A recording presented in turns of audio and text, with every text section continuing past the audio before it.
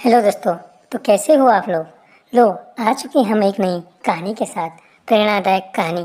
इस कहानी का नाम है टैमी चुड़ैल और सबक। हेलो दोस्तों।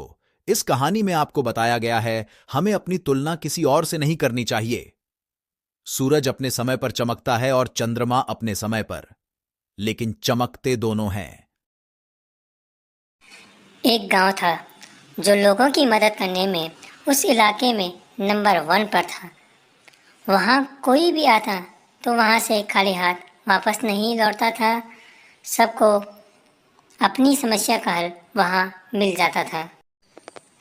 उस गांव में एक आदमी ऐसा था जिसे वरदान मिला था कि जब तक वह दूसरों की मदद करेगा तब तक उसके पास यह अनोखी शक्ति रहेगी। लेकिन वह उस शक्ति का उपयोग खुद के लिए नहीं कर सकता था। वहीं दूसरी ओर जंगल में रहने वाली टैमी चुड़ैल को जब इसके बारे में पता चला तब टैमी चुड़ैल ने भी उनसे मदद मांगने की सोची।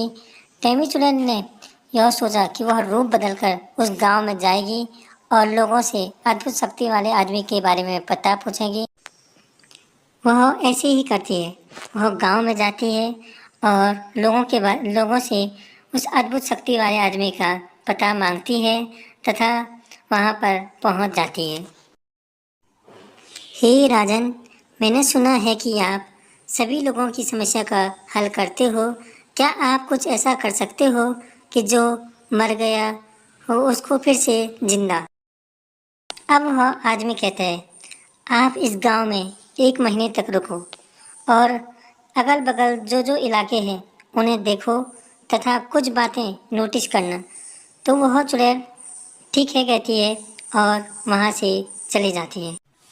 ठीक 1 महीने बाद वह उस आदमी के पास पहुँच जाती है और कहती है, हे राजन, 1 महीना पूरा हो चुका है। अब आप ये बताएं कि आप जिंदा कर सकते हो या नहीं। अब वह आदमी कहता है, इस 1 महीने में आपने क्या क्या विशेष देखा, पहले आप वो बताएं, फिर उसके बाद मैं आपका प्रश्न का उत्तर दूंगा। अब वह कहती है, इस 1 महीने में मैंने देखा कि सूरज और चांद अपने समय पर आ रहे हैं। कोई पौधे पेड़ बन रहे हैं और कोई पेड़ टूट जा रहे हैं। किसी को जीवन मिल रहा है तो किसी की मृत्यु हो रही है। कोई हंस रहा है और कोई हंसकर खुशी मना रहा है तथा कोई रोकर दुखी बना रहा है। अब वह अद्भुत शक्ति वाला आदमी कहता है, जब सुबह शाम होना मेरे हाथ में नहीं तो जन्म मृत्यु भी मेरे हाथ में नहीं है।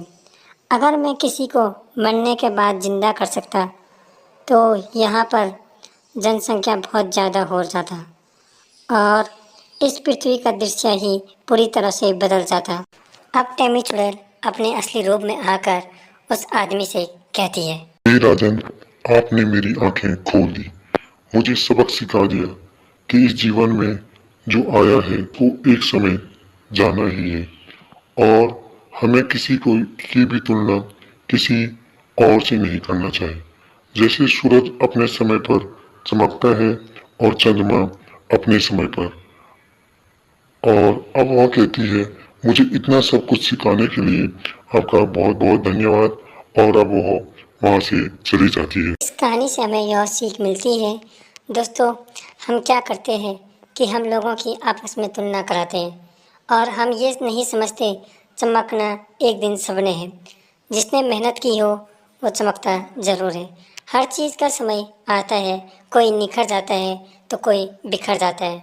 सूरज भी अपने समय पर चमकता है तथा चंद्रमा भी अपने समय पर चमकते हैं, लेकिन चमकते दोनों हैं। इसलिए अपनी तुलना किसी और से ना करिए, क्योंकि जो आप कर सकते हो वो कोई और नहीं कर सकता है और जो कोई और कर सकता है वो आप नहीं कर सकते।